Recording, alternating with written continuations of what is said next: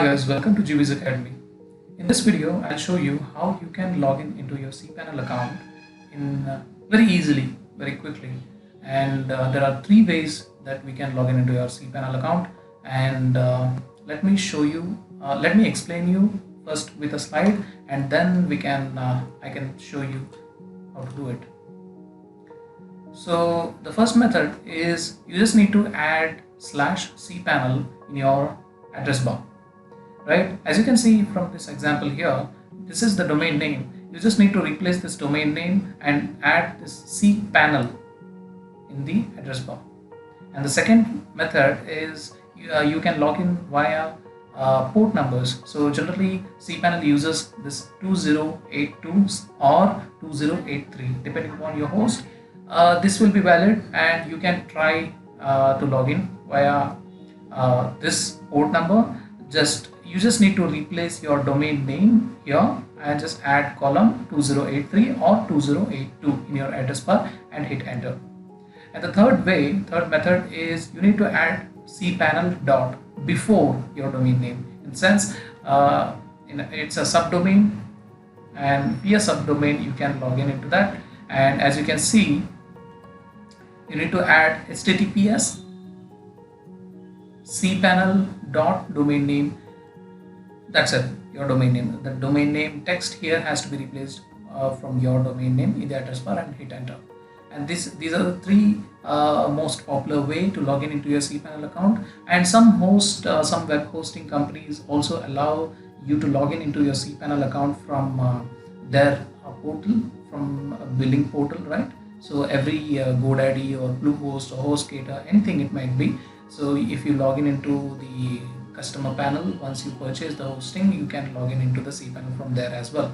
And you need to get a username and password before you can log in into cPanel account, and you will receive username and password via email once you purchase your hosting from any companies. So let's see now how to log in from all these three methods that we have seen here, right? Go to your browser, and for the demonstration purpose I'll be using my domain name, which is geekywebwizards.com. So this is our business website, and this is where our business website is hosted. And I will, for this demonstration purpose, I'll log in into cPanel of this particular website. Okay, so what you need to do is, the first method which we saw is add /cPanel, right? So this is the domain name, and just click on the address bar and add /cPanel and hit enter. You'll be redirected here. If you see a page like this, then click on this enter here. That's it. You'll be redirected to login screen, and here you need to enter your username and password and click on login. Right, so let me log out now and log in from the second method. So let's see the second way. Just click on your address bar and add column 2083, or in your case it might be 2083 or 2082. You just need to test it. Okay, so we are redirected to login screen, and you just need to add your username and password to log in. Okay, so let me log out again. In third method we just saw that we need to add cPanel before the domain name. So this is the domain name. Now you need to remove all this https and add cPanel and cPanel dot your domain name.com, right? Hit enter.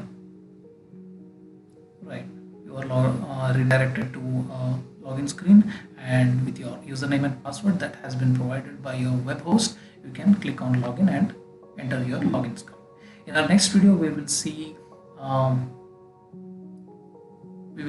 to use file manager, how to create FTP accounts, how to create database users, how to connect database users to some particular database, how to assign privileges for them, and also how to create email accounts, forwarding, email routing, everything. We are going to create a complete tutorial list for cPanel tutorials. So stay tuned, subscribe to the channel, and do let me know if you have any questions regarding cPanel login. Thank you. Till then, take care.